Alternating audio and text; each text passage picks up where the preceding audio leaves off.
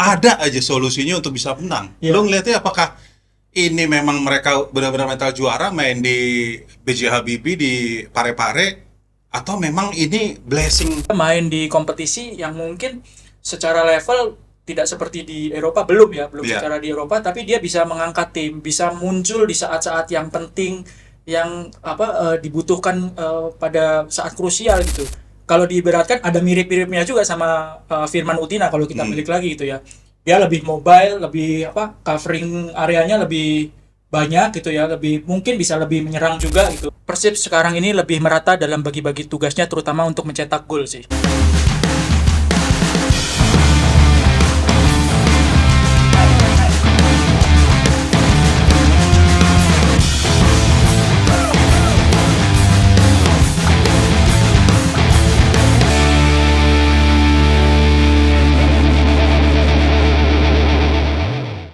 Halo anak Zona, senang sekali kita ketemu lagi di podcast Zona Bola yang tidak bicara cuma pertandingan 90 menit, tapi lebih dari itu, banyak hal yang menarik dan juga tentunya memasuki pekan-pekan yang semakin mengkerucut. Jadi jangan lupa juga ya untuk datang ke website kita di zonasport.id dan juga follow di sosial media kita, di semua sosial media kita, terutama di Instagram dan juga di TikTok. Like, share, komen, dan juga subscribe. Komennya ditunggu yang positif ya, supaya kita juga bisa menambah lagi kreasi-kreasi dari konten-konten kita, supaya ini lebih konstruktif dan juga berkembang. Dan podcast Zona Bola ini juga didukung oleh Bicara Bola dan juga Studio LMS di Bintaro. Udah bareng gua, Erwin Fitriansyah. Lo Win, gimana kabar lo? Baik, alhamdulillah. Wah, kayaknya semangat banget nih ya. Bang Ben. Bang Ben. Oke Win, nggak terasa ini sudah makin mendekat ya di akhir di BRI Super League. Ada hasil yang juga luar biasa, ini pencapaian yang diraih oleh Persib Bandung. Kalau menurut catatan gue, koreksi kalau salah ya, 4 pertandingan yang sudah dimainkan oleh Persib Bandung tandang ke Parepare, dan ini baru kemenangan pertama. Karena terakhir kali Persib tandang ke Parepare hasil imbangnya 0-0 ya. Dan kali ini kemenangan pertama, laga di Parepare. Bahkan gue juga sempat kontakan juga dengan manajemen Persib yang juga mereka berangkat ya dari Makassar. Mereka harus sewa sleepers ya, bis sleepers ya, perjalanan 3-4 jam. Jadi kalau teman-teman anak zona yang belum tahu ya, perjalanan ke Parepare itu luar biasa ya, perjalanan yang sangat jauh. Gue belum pernah juga. Gue pernah. Gue baru sampai Makassar aja. Oh. Matu angin, udah nggak ada matu anginnya sekarang. Matu anginnya. Nah ini juga kalau diingat dari 2022-2023 ya kan, mereka pindah ke sana. Dan menurut lo gimana Win? Kemenangan kemarin ini makin menegaskan superioritas dari Persib, atau ini masih belum ada kulminasinya? Menurut lo gimana? Kuncinya kan yang udah pernah kita bahas, kuncinya adalah pertandingan ketika menghadapi Persija ya. Menghadapi Persija dan Persib menang, selanjutnya itu bisa lebih lapang jalannya, meskipun harus bertandang ke Parepare gitu ya. Dan bisa kita lihat kemarin, mainnya mungkin ada ya, kalau gua ngeliatnya ada sedikit tegangnya juga gitu ya, karena kan menentukan, dan main di Parepare juga nggak mudah seperti kata lo bilang tadi gitu. Perjalanannya juga cukup jauh ya, dan menurut gua diantisipasi dengan menyediakan transportasi yang supaya pemain nyaman itu sebuah antisipasi non teknis yang benar-benar diperlukan gitu ya, dipikirin banget gitu, gimana supaya pemain itu nyaman sebelum bertanding gitu ya, nggak terlalu kecapean di bisnya. Tapi itu pun juga kan nggak mudah ketika pertandingan. Oke lah, leading dulu, tapi akhirnya bisa disamakan skor, itu juga ujian sih ya menurut gue ya. Jadi nggak mudah, dan golnya juga kan di menit-menit akhir. Betul. Itu gue pas nonton itu, wih, ternyata masih ada ya. 90+7 loh itu ya. Karena +7 kayaknya akan ada banyak kejutannya. Tapi ini juga yang menarik. Di laga ini juga kan tanpa Boyan Hodak ya. Boyan Hodak bukan cuma karena akumulasi 6 kartu kuning, tapi juga karena ibunya meninggal. Ikut berduka cita. Ya, ikut berduka cita untuk manajemen Persib dan juga keluarga besar Persib atas kabar meninggalnya ibunda dari Boyan Hodak, dan digantikan oleh Igor Tolik ya, yang menjadi asisten. Terus juga di laga itu juga tanpa Federico Barba sama Luciano Win. Ya. Barba tidak bermain, tapi justru Julio Cesar Win yang jadi kuncinya. Ini gila ini Persib. Iya. Ada aja solusinya untuk bisa menang. Iya. Lo ngeliatnya apakah ini memang mereka benar-benar mental juara main di B.J. Habibie di Parepare, atau memang ini blessing yang momen yang lagi bagus yang tadi lo bilang setelah menang lawan Persija? Iya. Kalau boleh gue tambahin, ibunya Coach Boyan itu meninggalnya hari Rabu. Ya. Iya. Nah, kemarin Coach Boyan nggak bisa datang karena menghadiri pemakaman ibunya. Betul. Gitu. Jadi Ada waktu lama ya, Iya. lumayan ya. dan Ya. kembali ke pertanyaan lo, Ben, ini bukan cuma di lini depan aja. Hmm. Ketika para pemain depannya tidak cetak gol, yang cetak gol pemain gelandangnya. Iya. Ya kan? Adam Alis, terus ada Tom. Iya. Pada saat pemain belakang pentingnya seperti Barba nggak main, kok bisa-bisanya gitu ya? Kok bisa-bisanya yang lain yang ngegolin gitu ya? Gue ingat itu kayak Gustavo Franca waktu musim lalu ya, main buat Persib ya. Terus juga Nick Kuipers juga kan gitu ya. Dua center back, tapi juga di momen-momen krusial Cetak dua gol. pemain ini juga kontribusi cetak gol, Win. Ya, dan harus diingat kalau kita bicara Barba waktu menghadapi Bayangkara ya. Ketika Persib udah ketinggalan 2-0 di menit-menit akhir babak pertama, Barba cetak gol. Nah, ini ketika dia nggak main, rekannya Julio yang cetak gol, dan ini kalau lu tanya apakah kulminasi, ya salah satu kulminasinya ini, Ben. Iya, Ya, iya, di iya. menit udah, mungkin orang udah mungkin seri ini kali ya gitu ya. Setelah melihat kayaknya seri sama kuat, ya ini justru di momen-momen penting, momen-momen yang orang nggak nyangka bisa cetak gol, justru Persib bisa cetak gol. Menurut gua ada satu hal yang memang dimiliki oleh skuad Persib ya. Bagaimana mereka mengelola tekanan itu dengan baik ya. Nggak selalu lancar ya, di pertandingan sebelum gol itu tadi kan seri, nggak Iya. selalu lancar bisa Iya, menang iya. gitu. Tapi ketika mendapatkan momen di menit-menit akhir bisa dimanfaatkan secara maksimal, ini salah satu syarat sih buat untuk menjadi tim yang bisa jadi juara gitu. Terus juga kan Tolik nggak langsung nurunin Mark Locke ya. Ya. Adam Alis yang jadi Jadi kapten. kapten. Dan ini juga ya kita bisa nebak lah ya, karena memang ritmenya sedang bagus, juga sebagai pemain senior juga dia berpengaruh walaupun dia bisa dibilang pemain baru. Iya. Tapi lagi-lagi ya, kalau melihat peran ya Tom Haye nih, Win. Iya. Yang betul-betul di beberapa pertandingan kan dia ya jadi pembeda lah ya buat Persib. Lo ngeliatnya gimana peran dari Tom Haye, sesuai nggak dengan harga yang luar biasa itu dia didatangkan ke Persib? Gua ngelihatnya gini sih, pemain didikan Eropa memang akhirnya kita harus akui kualitasnya ya seperti Tom gitu ya. Ketika pemain dididik di Eropa terus punya kualitas yang bagus, dia main di kompetisi yang mungkin secara level tidak seperti di Eropa, belum Iya. secara di Eropa, tapi dia bisa mengangkat tim, bisa muncul di saat-saat yang penting, yang dibutuhkan pada saat krusial gitu. Ya di pertandingan lawan Persija kita ingat aja golnya Adam Terobosannya Alis, itu ya, terobosannya membelah luar biasa. laut ya. Iya, kan kelihatan gitu Iya. ya. Kemarin juga bagaimana dia dalam sepersekian detik bisa kuasai bola, tekuk ke kiri. Seingat gua sih Tom bukan pemain kidal ya. Iya. Dia tekuk ke kiri dan eksekusinya pakai kaki kiri. Dan kalau lo ingat waktu Tom awal-awal main di Indonesia, kan itu udah kayak kerang, Win. Muka Merah gitu merah ya. panas gitu kan. Dan kalau bicara Parepare kan super panas, Win. Iya. Main dari menit awal dan main full loh dia ya. Ya, dulu sempat tuh waktu Tom baru datang di beberapa kesempatan gua ngelihat mungkin adaptasinya belum berjalan dengan lancar ya. Berarti ini ada Menit proses 70 adaptasi ya, menit 70, menit 80 Iya. itu kelihatan menurun atau mungkin bahkan ditarik keluar gitu. Tapi ketika udah masuk ke masa krusial justru top performance-nya keluar, dan gua rasa ya ini kualitas orang pemain ketika membawa tim di masa krusial dan bisa mengangkat tim, melakukan hal yang krusial, memberi assist, cetak gol. Itu kemarin kalau misalnya Tom di Fantasy Soccer Udah 1 gol 1 assist. Iya. Nggak kebobolan gitu kan. Poinnya mungkin udah 15 sampai 20 gitu ya. Iya, Jadi iya. ketika masa krusial muncul, ya ini yang dibayar oleh Persib, harganya sepadan mendapatkan pemain seperti Tom. Itulah dia dikatakan sebagai the professor. professor, Ya. ya. Makanya kalau berbicara ijazah ya jangan ditanya ijazahnya ya, karena udah terbukti di tengah lapangan dia memang luar biasa. Nah, gua pengen ngulik dikit nih, Win. Ya. Kemampuan analisa lo tentang sepak bola nasional, karena lo kan cukup lama nih Ya. di sepak bola nasional. Tom Haye nih perannya sebagai di playmaker. Ini mengingatkan lo tentang Firman Utina nggak sih? Lo bisa cerita nggak sih? Ini buat anak-anak zona bola nih, mungkin yang masih belum familiar dengan Firman Utina. Firman Utina tuh sekarang jadi asisten di Dewa United. Tapi ketika dia bermain di Persib, seingat gue ya. Jadi nanti komen aja anak-anak zona bola kalau pendapat gue salah. Tapi seingat gue di 2014 itu Firman Utina benar-benar seperti Tom Hai nih gayanya nih, gaya mainnya nih.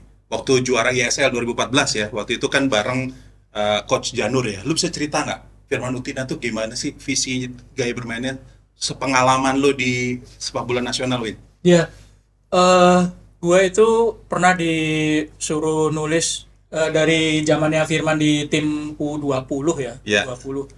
Dan kalau menurut gue agak beda Sedikit ya? persepsi. Kalau Firman itu lebih lincah, lebih liar pergerakannya, lebih sering masuk ke dalam kotak penalti. Mungkin karena dulu itu ada pembedaan peran yang cukup jelas. Siapa gelandang bertahannya, siapa gelandang serangnya. Nah, Firman masuk ke posisi gelandang serang gitu Serang ya. ya. Jadi tipikalnya agak beda gitu ya. Iya. Karena sepak bola zaman sekarang itu semakin tipis atau bahkan nggak ada.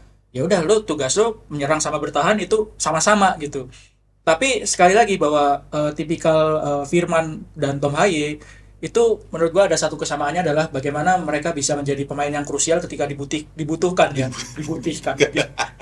Kalau zaman dulu mungkin yang agak-agak mirip sama Tom gaya mainnya Ponario. Iya. Ponario Astamani ya, dia agak sedikit ke belakang meskipun juga kadang-kadang bisa masuk ke dalam kotak penalti, sekitar kotak penalti lepasin tendangan Itulah yang dibilang pengangkut air itu ya. out air ya. Ya karena dari belakang. Tapi ini unik nih, Win. Kalau kita lihat Tom Hai, ini kan bikin secara perlahan Mark Locke mulai sedikit berkurang ya area penguasaannya ya. Iya. Area pergerakannya. Iya. Nah, lu ngeliatnya sebagai kapten Mark Locke masih punya kans gak sih di musim depan nih dengan peran Tom Hai yang kayak gini nih sekarang? Bahkan kalau menurut gue lebih mengisi.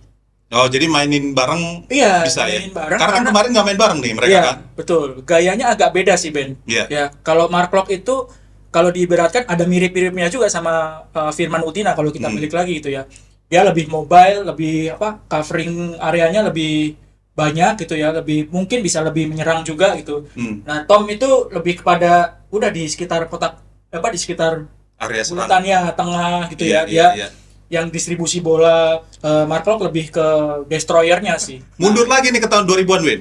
Buat anak zona nih, tentu ingat Eka Ramdhani. Nah, ini kan di Indra Thohir, Arcan Luri, Janur, Jaya Hartono. Ya. Ini juga kan salah satu pemain yang kira-kira permainannya nih benar-benar punya visi juga lah. Selain juga tadi ya, walaupun nggak apple to apple dengan Tom Hai dan juga Firman Utina, tapi lu ngelihatnya di era 2000-an itu tuh dengan kepelatihan yang Arcan Luri, Indra Thohir, Jaya Hartono, ini dimensinya gimana, Win? Di era itu, ketika itu, lu bisa cerita juga kan? Eka ini seperti pemain yang tipikal didikannya klub internal Persib. Jadi sebelum masuk ke tim utamanya Persib, dia berkelana dulu. Salah satunya ke Persija Tim. Gue taunya Eka itu waktu itu di Persija Tim. Waktu itu klubnya ini almarhum Bang Zain, Zain gitu ya. Nah, dia setelah punya pengalaman menit main lebih banyak, pulang dia ke Persib. Karena tipikalnya kan biasanya kalau anak-anak juniornya Persib, di tim seniornya udah banyak nih bintang-bintangnya nih. Susah untuk dapat kesempatan main. Nah, tim-tim gede kayak gitulah ya. Iya, Persija lah. Main keluar dulu. Persebaya ya. Eka, Atep kan seperti itu. Nah, kalau Eka, gue ngelihatnya lebih kepada gaya mainnya rada mirip sama Adam Ali sekarang, Ben. Oh, beda berarti ya. Iya, lebih ke Adam Ali sekarang. Tapi operasi tetap di tengah Di tengah, ya di tengah. Jadi dari gaya lincah-lincahnya tuh ada mirip-miripnya sama Adam Ali. Cuman kalau Adam Ali mungkin lebih sering masuk ke dalam kotak penalti ya. Jadi perbandingannya mungkin seperti itu kalau di Persib Eka. Karena kalau gue tahun 2000-an itu gue nggak terlalu ngamatin sepak bola nasional, tapi gue ingat banget Eka Ramdhani sama Eloko tuh, waktu di Persib. Itu benar-benar chemistry luar biasa. Gila tuh, luar biasa tajamnya. Terus juga, nah lagi-lagi tadi udah lu nyebut soal Adam Alis. Di beberapa pertandingan terakhir nih, Bang, Adam Alis mulai mendapat tempat nih. Sekaligus juga makin menegaskan posisi dari Sadil Ramdhani yang digadang-gadang sebenarnya punya spot khusus lah Sadil kalau di awal musim kan dibilang kan. Tapi nyatanya nih mulai nih Adam Alis dengan Apalagi dengan kapten di posisi di pertandingan krusial kayak lawan PSM ini. Ya, trennya memang lagi bagus, ada Ya. Malis, sehingga kalau misalnya dikasih jabatan sebagai kapten, sebenarnya nggak heran ya ketika Mark Locke nggak main gitu. Dan kalau dibilang bagaimana dengan Sadil Ramdhani, ada Malis punya fleksibilitas kalau menurut gue ya, punya fleksibilitas yang lebih besar dibandingkan dengan Sadil. Sadil. Kalau Sadil itu kan lebih sering untuk bermain di posisi sayap. Ya. Ya, di sayap dia spesialisasinya di situ sejak dari Persela dulu. Tapi kalau ada Malis, dia bisa main di sayap, Versatile, ya. iya, lebih versatile. Ya. Jadi peluang untuk main dengan pemain versatile itu pelatih senang banget gitu. Ya. Mau ditaruh di sayap bisa ada Malis, mau ditaruh di belakang striker bisa, mau ditaruh di agak ke belakang sedikit lagi sama si Tom Haig bisa juga. Mau cetak gol bisa juga gitu. Sementara Sadil ya harus menghadapi persaingan di sektor sayap. Artinya Ya. dari sisi kemungkinan main Lebih lebih ada Malis Ya, ya. Walaupun dan- posisinya beda, tapi kan dia lebih berfungsi lah ya, Betul. banyak posisi ya. Dan ini sih Ben, momentum ya. Ketika dimainkan, ada Malis berhasil memanfaatkan momentum dengan apa? Cetak gol, ya, misalnya memberikan assist. Itu yang menjadi momentum yang berharga buat Adam Alis. Kalau Sadil Ramdhani kan harus bersaingnya sama pemain-pemain sayap, sama Barros gitu kan. Bahkan Beckham Putra Sama juga. Beckham. Ya, Beckham ya. juga kan jarang menjadi starter gitu. Ya. Jadi lebih berat sih pertandingan. Harus lebih bekerja lebih keras sih. Nah, kalau dibandingin nih dari musim lalu ada Taron Del Pino yang bisa dikatakan Persib di musim lalu tuh lebih luar biasa terlepas dari poin ya, karena 3 pertandingan sisa kan udah pasti gelar juara Juara. waktu itu, ditambah produktivitas dari Taron, David da Silva sama Ciro Alves. Ini ada perbedaan nggak gaya permainan ataupun determinasi dari Adam Alis dari Taron Del Pino yang terbukti di Malut juga stabil nih, Win. Kalau dibandingin dari musim lalu, gue punya pandangan Persib sekarang ini lebih merata dalam bagi-bagi tugasnya, terutama untuk mencetak gol sih.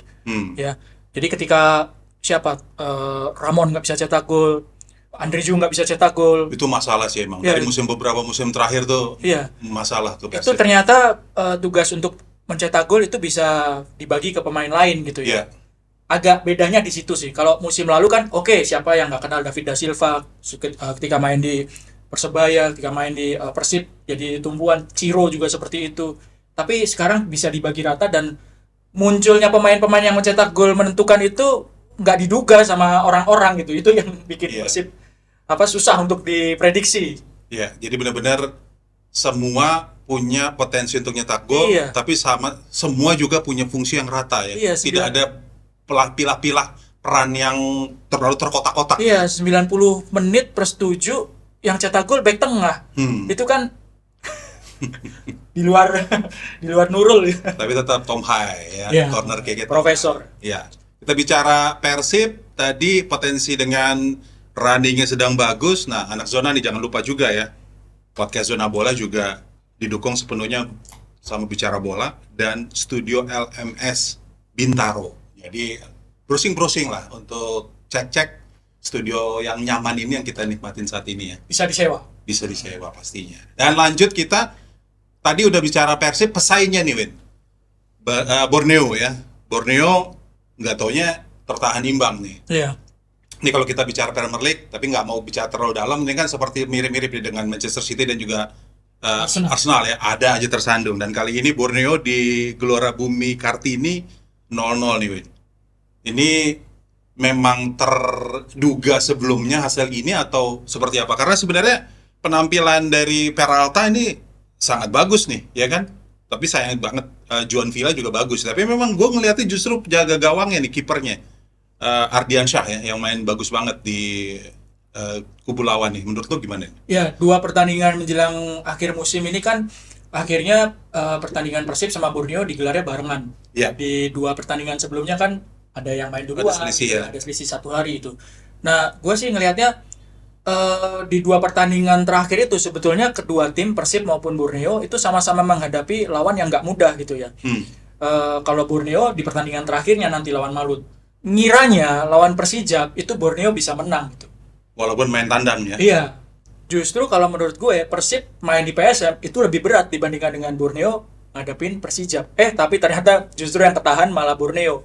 Padahal secara permainan ya, secara peluang menurut gue Borneo punya peluang untuk menang sebetulnya semalam gitu ya. Tapi ya nggak ngerti ya, apakah beban juga gitu ya ketika persaingan di menit-menit di masa-masa akhir ini tekanannya semakin besar gitu. Ya kalau gue lihat sih kipernya bagus, Ardiansyah sama backnya ini, Diogo Brito ya. Dan ini lu ngelihatnya apakah ini jadi deja vu lagi, Win? Seperti terjadi ketika di era masih ada playoff championship waktu zaman Peter Huistra 2023-2024 ya. Ketika itu luar biasa nih Borneo di reguler, tapi pasti di fase championship tersandung nih dia. Formatnya agak beda sih, Ben. Karena playoff ya. Iya, waktu itu banyak orang yang memperkirakan peak performance-nya Borneo itu ada di masa reguler gitu ya. Bahkan pas playoff-nya waktu sistemnya udah mulai sistem gugur, peak-nya udah lewat tuh. Tapi kalau ini sebenarnya kan maraton gitu ya. Ini kan diibaratkan ya regulernya di sini karena nggak ada lagi fase berikutnya. Playoff, nggak ada gugurnya gitu. Jadi memang slipnya itu mungkin ya tekanan pasti ya menghadapi Persija yang mungkin di atas kertas ini sebetulnya Borneo bisa lewat gitu, bisa menang gitu. Kalau bukannya pekan-pekan krusial mungkin dia lebih mudah ya, mentalnya lebih gampang. Betul. Tapi secara rekor kan sebenarnya musim 2023-2024 itu mereka total 70 poin. Nah, sekarang kan udah 76. Mereka udah jauh ya. Ini tapi tetap aja nih karena Persib lebih produktif lagi. Iya. Ini yang bikin jalan lebih berat ya. Ya, gaspolnya Borneo itu ya di putaran pertama sih ya. Iya. Mereka 11 atau 12 kali menang terus gitu ya, tapi seiring berubah putaran kedua ya Persibnya juga ternyata semakin menemukan performa terbaiknya gitu. Terus kalau kita bicara juga Persija nih yang ada di peringkat ketiga itu juga kan rekor juga. Mereka akhirnya tembus rekor sepanjang sejarah ya di Liga Indonesia ya. Mereka kan selama ini rekornya adalah terjadi di 2022-2023 itu debutnya Thomas Doll 66 poin dan kemarin menang 68 langsung ya dengan ini rekor, tapi lagi-lagi nggak menjamin juga akhirnya prestasi yang lebih baik karena kalau melihat debutnya dari Thomas Doll mereka sempat jadi runner up ya.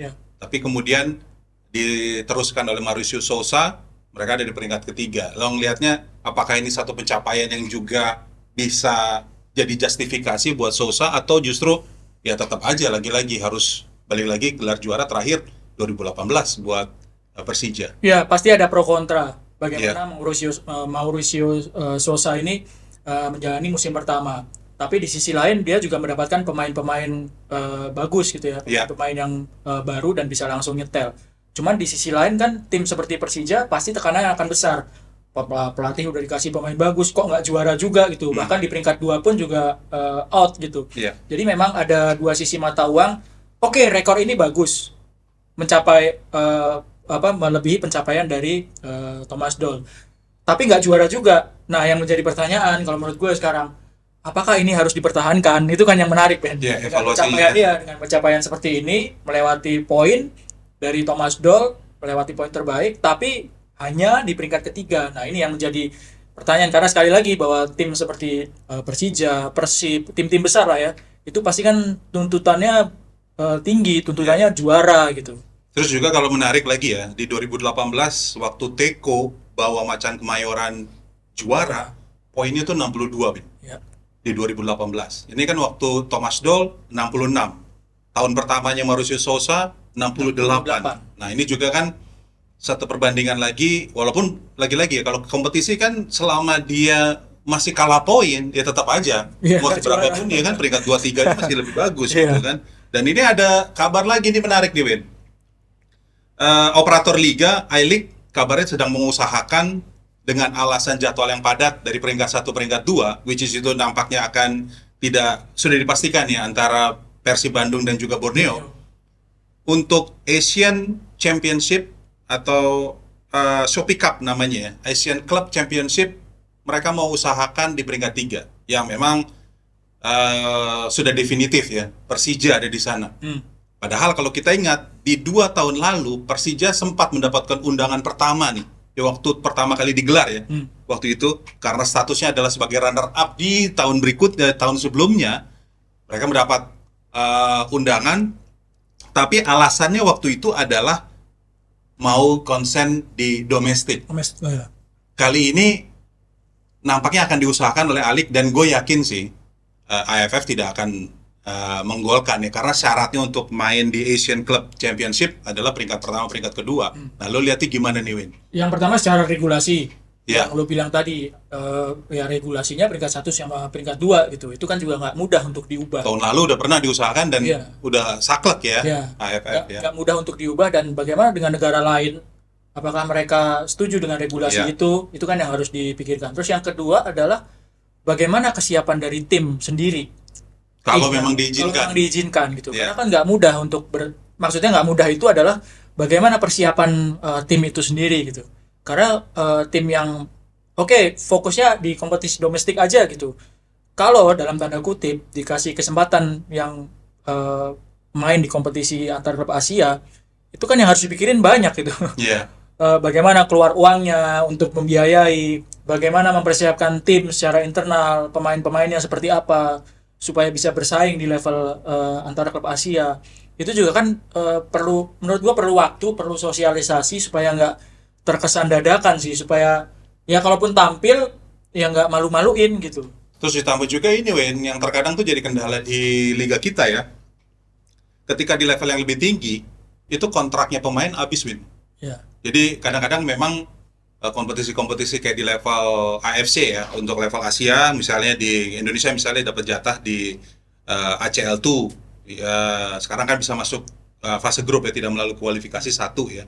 Nah, itu biasanya ketika jadwal yang lebih cepat, sementara kontraknya terjadi di musim sebelumnya jatuh di akhir kompetisi yang secara domestik itu habis, dan mereka harus bermain lagi misalnya di bulan Juli, itu kadang-kadang klub di Indonesia kontraknya habis, Win. Itu kejadian udah dari dulu itu, Ben.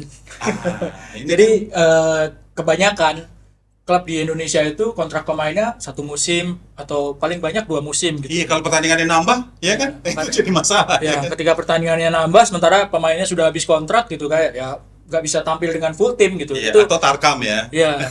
Jadi itu yang memang menjadi apa ya, habit ya. Iya. Sampai ya mungkin sampai sekarang ya. Hanya klub-klub yang punya pemikiran yang jauh ke depan, yang bisa mengontrak dan mau mengontrak pemain lebih dari 1 musim sih. Tapi gue punya pengalaman, Win. Ini pengalaman yang pernah gue alamin ya, ketika ada di klub, banyak tuh pemain asing yang dikontrak lebih dari 1 musim, Win. Ada 2 musim, bahkan ada yang 3 musim. Tapi di tengah jalan ada kendala, Win. Kalau itu soal cedera, mungkin walaupun itu satu kerugian ya, karena memang banyak kan pemain-pemain asing ini secara kontrak mereka punya kewajiban untuk dirawat di Indonesia, tapi mereka banyak tuh yang melakukan ya keputusan langsung dengan pulang. Nah, tapi ada juga, Win, yang bermasalah di luar sepak bola. Ini yang membuat akhirnya mereka pulang. Oke. Dan biasanya klub-klub domestik kita itu kerepotan untuk menjalankan klausul yang sebenarnya di atas kontrak tuh tercatat gitu. Ketika ada hal-hal yang mereka force major tidak menjalankan kewajibannya, ada penalti nih. Ini yang sering terjadi, Win. Harusnya dikejar ya. Iya, makanya banyak klub yang akhirnya memutuskan ya udah 1 musim aja deh.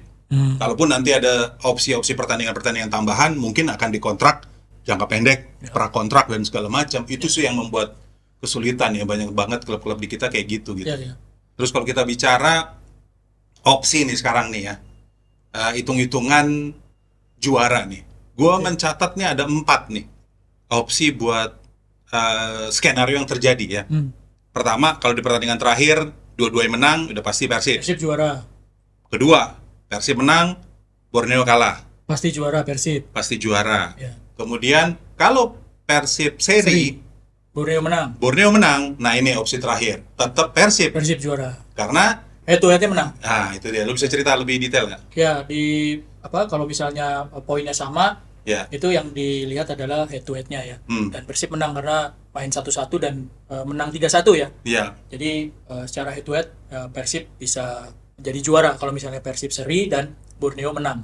Makanya ke depan kalau Persib itu setidaknya main seri lawan Persija di pertandingan terakhir, itu udah pasti juara. Meskipun Borneo bisa menang lawan Malut United. Tapi kalau misalnya Persib kalah, Borneo menang, nah ini yang Borneo bisa menjadi juara. Karena hitung-hitungan ini jadi menarik. Persib lawan Persija itu terakhir kali Persib kalah ya. ketika main di Bumi Kartini. Ya, di putaran pertama. Putaran pertama. Terus juga Borneo ketika main di Kieraha juga kalah lawan Malut. Ya. 2-3. Jadi ini sama-sama dua tim yang berebut gelar juara, tapi sama-sama di pertandingan terakhir lawan tim yang akan mereka lawan di pekan 34 itu mereka kalah. Ini yang unik, Win. Ya, dan Persib waktu kalah di Persijap itu kan juga cukup mengejutkan sih. Iya. Ya, ada penalti yang gagal gitu di Iya. menit-menit akhir. Jadi Persib juga nggak boleh terlalu jumawa karena bahaya juga gitu ya. Ya, Ya, siapa ya, sih yang ngira Borneo bisa seri lawan Persijap kemarin kan? Nah, Kan itu agak tricky juga sih. Ya, sama juga kalau kita mau bahas sekarang terbang ke Inggris nih, Win. Oke. Sama juga kalau kita bahas, kok bisa-bisanya Manchester City tertahan imbang sama Everton. Tapi yang mau kita bahas bukan yang itu, tapi keberhasilan dari Manchester City itu juara di FA Cup ya. Mampu menang 1 gol, dan ini udah ada 2 trofi domestik yang didapat Manchester City. Ini lo ngelihatnya dikdayanya dari Pep Guardiola dan pasukannya, atau memang lawannya nih Chelsea yang ya belum levelnya lah, apalagi kan Callum McFarlane ya yang jadi caretaker. Ada peran dari manajemen City yang menambah kekuatan Ya. di putaran kedua ini, dan pemainnya sangat berguna gitu. Satu Mark Guehi, yang kedua Antoine Semenyo. Yang ini yang nyetak gol. Yang cetak gol. Itu yang menjadi salah satu kekuatan City ketika di putaran kedua mereka bisa tancap gas meskipun sempat tertahan sama Everton ya. Iya. Di kompetisi liga, dan itu yang bikin mereka kesusul lagi sama Arsenal. Tapi kembali lagi ke Piala FA, ya kualitasnya Chelsea memang nggak sebanding untuk sekarang ini menghadapi City yang semakin oke di putaran kedua menjelang akhir. Sementara Chelsea-nya juga masih gonta-ganti pelatih, pemainnya yang fix itu siapa, dan secara pengalaman juga Callum McFarlane ini juga jauh kalau menurut gua dibandingkan dengan Guardiola. Tapi Ya, kan dia sukses dia nyingkirin Leeds di semifinal tuh. wah, Leeds-nya kan juga bukan di papan atas, Ben. Jadi harus diakui memang Iya. kualitas pemain Iya. City lebih rapi, penambahan pemainnya juga langsung talk chair. Iya. Ya, kualitas pelatih membuktikan. Ya, dan City saat ini tinggal tergantung bisa dapat gelar juara Premier League dari Arsenal ya. Ya, Karena Arsenal unggul 2 poin, ditambah ada Burnley lawan Crystal Palace yang Ya. akan dihadapi dari Arsenal, sementara City berhadapan dengan Bournemouth dan juga Aston Aston Villa. Villa. Ya. Dan kebetulan juga Chelsea sudah memutuskan untuk pelatih, Mengontrak. ya bukan pelatih ya, manajer dengan Xabi Alonso. Nah, lo ngelihatnya apakah ini akan jadi boncing buat Xabi Alonso untuk karirnya, karena mereka Xabi Alonso kan berantakan nih di Real Madrid. ya. Yang agak mengejutkan sih gini, Xabi Alonso ini kan sempat ke Liverpool aja gitu. Wah, itu fansnya gila tuh. Iya, sementara Liverpoolnya kan di tangan Arne Slot ini oke lah, tahun lalu juara, tapi tahun ini seperti sekarang ganti dan nama Xabi yang disebut-sebut santer kan, ternyata ke Chelsea. Kalau dilihat dari rekam jejaknya, ya waktu di Leverkusen sukses lah ya Xabi, tapi waktu di Madrid dia menghadapi pemain-pemain dengan level bintang yang dia harus kelola, dan ternyata kayaknya kurang berhasil. Kalau di Chelsea menurut gue ya, ini sosok yang cukup tepat sih. Dengan backgroundnya dia pernah sukses di Leverkusen, dan yang ditangani kan level di pemain-pemain di Chelsea ini nggak seperti di Real Madrid gitu ya. Pemain-pemain Chelsea ini kan relatif lebih muda ya. Pemain paling tuanya tuh umur 28 tahun, si Tosin Darubioyo. Dan kabarnya juga, Win, Xabi Alonso bakal menghentikan nih proyek pemain muda yang ada di investasi pemain muda nih, pemain remaja ya di Chelsea. Karena ada Estevao, ada Kendry Paes, Atau- itu juga pemain-pemain yang nampaknya bahkan Xabi Alonso mau cari pemain-pemain senior katanya, 26 sampai 30 tahun. Ya. Nah, ini akan jadi masalah kan nih, Win, ke depan buat Chelsea, dengan apalagi dia bukan legend di Chelsea loh. Ya, ini kan mengubah proyek jangka panjang sih. Iya. Ya perlu diomongin lagi gitu, karena kan udah beli pemain, kalau pemainnya ternyata nggak masuk dalam skema terus mau dikemanain gitu kan. Ya, banyak pemain mudanya kan. Iya. Ya, yang lo sebut tadi Estevao, Jorel kan muda juga. Iya. Ya. Pemain-pemain muda yang Andre Santos. Nah, itu malah uniknya nih John Stones tuh kabarnya bahwa dia datengin Senesi, terus juga Fran Garcia dari Senesi. Iya, Fran Garcia dari Madrid. Nah, kita nggak mau panjang-panjang soal penutupan nih, Win. Oke. Manchester United Ya. ini memastikan tiket di Liga Champions dengan peringkat ketiga. Nah, dengan mempermanenkan seorang Michael Carrick, terus juga Bruno Fernandes dan say goodbye dari Casemiro. Lu ngeliatnya masa depan dari Manchester United, apakah betul keputusan ini atau balik lagi nih, mendung lagi yang datang di Manchester United? So far ya Michael Carrick sukses setelah dia jadi interim dan bikin Manchester United ada di peringkat 3, tiketnya Liga Champions sudah oke. Ya pencapaiannya bisa menang lawan City, bisa menang lawan Arsenal, bisa menang lawan Liverpool yang selama ini di beberapa musim susah banget untuk menang lawan mereka. Bahkan di kandang mereka juga bisa menang gitu. Ini sukses, tapi kan ujiannya justru ketika dia dipermanenkan. Permanen itu beda lagi tuh. Iya, dipermanenkan, terus dia mungkin dikasih kesempatan untuk pilih pemain. Ini harus tepat, bagaimana milih pemainnya, bagaimana mengelola ekspektasi. Waktu sekarang ini kan interim dan permanen itu pasti beda tekanannya ya. Interim ini mungkin tekanannya lebih ringan gitu dibandingkan kalau misalnya manajer tetap gitu. Satu hal yang harus dicari adalah bagaimana mencari pengganti Casemiro, karena perannya kan penting sekali di tengah. Padahal dia cemooh dia ya. Di awal-awal dia cemooh kan, tapi belakangan mulai on fire banget gitu belakangan ini. Terus terakhir nih, kalau gue lihat dengan permanennya Carrick ya, kan ada masa ketika Ryan Giggs gagal, Ole gagal, bahkan masa depan yang digadang-gadang dengan background Skotlandia David Moyes gagal. Dengan Michael Carrick yang notabene mereka ya paling The Borough aja kan, Middlesbrough. Saingannya kan nggak mudah nanti di Liga Champions. Nah ini apakah sesuai nih dengan visi dari Manchester United yang pengen banget tsunami trofi lagi, Win? Harus realistis bagaimana Manchester United dengan pelatih Michael Carrick yang dipermanenkan gitu ya. Kalau misalnya di musim depan itu main di Liga Champions, main di FA, main di Piala Liga Inggris, itu kan ada 4 kompetisi. Bagaimana beli pemainnya seperti apa? Gue pikir sih harus realistis ya. Kalau misalnya terlalu dibebani itu ya malah bisa backfire seperti Ole waktu itu kan. Pembahasan kita cukup panjang nih ya, karena menarik banget menuju ujung dari liga-liga di Indonesia, di Eropa, dan bahkan kita nanti akan segera mendekat di Piala Dunia nanti ya.